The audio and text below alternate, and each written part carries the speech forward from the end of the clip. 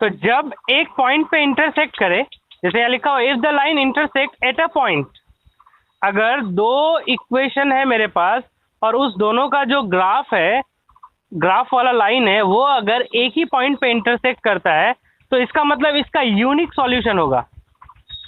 इसका सॉल्यूशन क्या होगा? यूनिक, यानी कि single solution of the equation. और इसको हम लोग क्या कहते हैं? They are consistent. ये दोनों इक्वेशन क्या होंगे?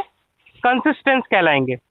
क्या जी बात समझ में आई? अगर हम लोग किसी लीनियर इक्वेशन का ग्राफ ड्रॉ करें, दो लीनियर इक्वेशन का, और दोनों का ग्राफ या दोनों लाइन एक दूसरे को सिर्फ एक पॉइंट पे इंटरसेक्ट करता है, तो उसका सॉल्यूशन कैसा होगा? यूनिक।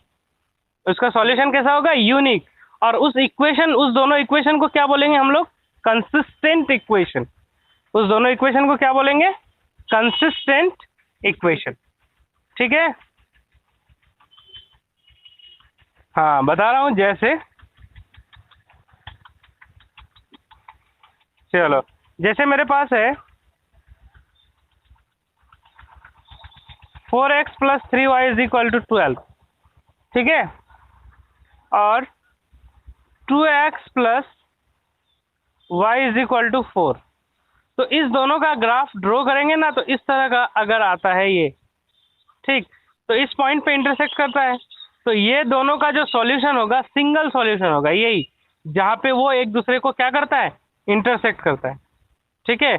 इस दोनों इक्वेशन का सॉल्यूशन या रूट क्या होगा? जहाँ पे वो दोनों लाइन एक दूसरे को क्या करता है? इंटरसेक्ट करता है। ठीक है? इसके बारे में हम लोग और आगे पढ़ेंगे अभी। अब दूसरा देखो, अगर दोनों लाइन पैरेलल हो, जैसे यहाँ क्या था कि एक पॉइंट पे क्या कर रहा था?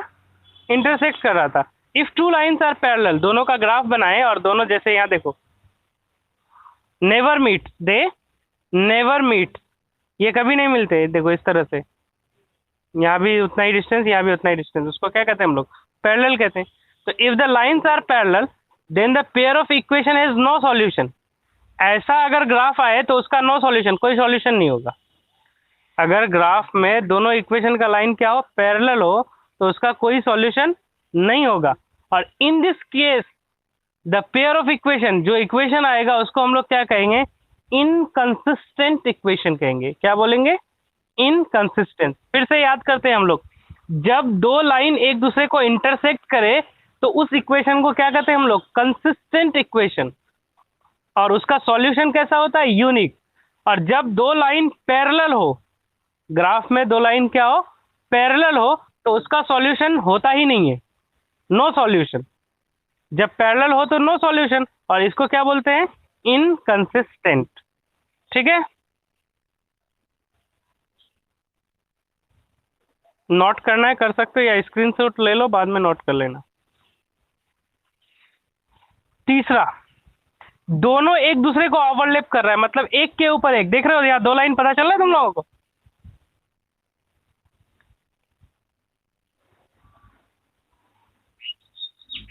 एक ही लाइन में, एक ही, मतलब एक ही जगह पे दो लाइन है, दिख रहा है? अब देखो, एक है तुम्हारा येलो कलर से और एक ग्रीन कलर से, दोनों एक दूसरे के ऊपर है, तो ऐसे को हम लोग कहते हैं कोइंसिडेंट। ऐसे सिचुएशन को हम लोग क्या कहते हैं? Coincident. If two line are coincide then there are infinitely many solution. कोई पता ही नहीं कितना सॉल्यूशन, इनफाइनाइट सॉल्यूशन होंगे, बहुत सारे। ठीक है?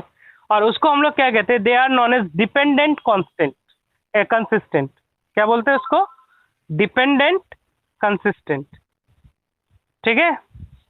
तीन कंडीशन हुआ ग्राफ का। अगर दोनों लाइन किसी एक पॉइंट पे इंटरसेक्ट करता है तो उसको हम लोग क्या बोलते हैं? उसका सॉल्यूशन कैसा होगा? यूनिक। और उस इक्वेशन को क्या बोलते हैं? कंसिस्टेंट। अगर दो लाइन अगर पैरेलल है तो उसको क्या बोलते हैं हम लोग? इनकंसिस्टेंट। और उसका सॉल्यूशन कैसा होता है? तो उसका नो सॉल्यूशन होता है, कोई सॉल्यूशन नहीं। और अगर दोनों लाइन एक दूसरे के ऊपर ओवरलैप करे, मतलब एक के ऊपर एक, तो उसको क्या बोलेंगे हम लोग? उसका सॉल्यूशन तो होगा इनफाइनाइटली मेनी सॉल्यूशन, और उसको बोलते हैं डिपेंडेंट कंसिस्टेंट। ठीक है? अब ग्राफिकल सॉल्यूशन क्या होता है? मतलब ग्राफ से हम लोग कैसे सॉल्यूशन निकाल सकते हैं? वैसे होता है कि graphically a pair of linear equation in two variable can be represented by a pair of straight line. दो स्ट्रेट लाइन है या दो लीनियर इक्वेशन है, उसको हम लोग ग्राफ में रिप्रेजेंट कर सकते हैं। और उसका सॉल्यूशन कैसे निकालेंगे? तो सबसे पहले दोनों लाइन का ग्राफ ड्रॉ करेंगे। जैसे अभी हम लोग सीखे ना एक एक करके, अभी तो अलग अलग एक एक का ग्राफ बना रहे थे, लेकिन एक ही प्लेन में दोनों इक्वेशन का ग्राफ बनाना है। ठीक, जैसे यहाँ लिखा हुआ है ना, प्लॉट बोथ द इक्वेशन, यानी कि आपको क्या मिलेंगे इससे? टू स्ट्रेट लाइन, दो सीधी रेखाएं। जैसे ये मान लो ये ग्राफ है, अब एक इस तरह का ग्राफ हो गया, एक इस तरह का ग्राफ हो गया, मतलब दोनों इक्वेशन का ग्राफ बना ली। ठीक, अब उसके बाद बोलता है find the point of intersection of the line. क्या आपको फाइंड आउट करना है कि कहाँ ये दोनों एक दूसरे को इंटरसेक्ट करता है। जैसे मान लो ये क्या है, ग्राफ है। अब मैंने एक लाइन इस तरह से ड्रॉ किया, या एक इक्वेशन का लाइन ये आया और एक इक्वेशन का लाइन ये आया, तो इंटरसेक्ट कहाँ कर रहा है? यहाँ।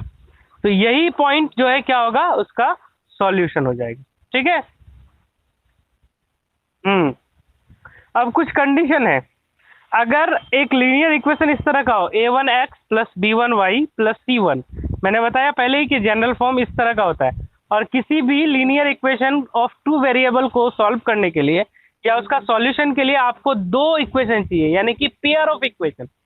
कितने इक्वेशन चाहिए? दो।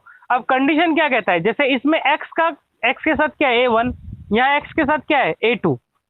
तो if a1 by a2 is not equal to b1 by b2, अगर a1 by a2 b1 by b2 के इक्वल ना हो, तो in this case the pair of linear equation is consistent. अब जब भी कंसिस्टेंट होगा तो उसके कितने सॉल्यूशन होंगे? कंसिस्टेंट होगा तो कितने सॉल्यूशन होंगे? Unique solution. कंसिस्टेंट होगा तो क्या होगा? Unique solution. अब दूसरा कंडीशन क्या है? a1 by a2 is equal to b1 by b2 but not equal to c1 by c2. So in this case the pair of linear equation is inconsistent. It means के no solution.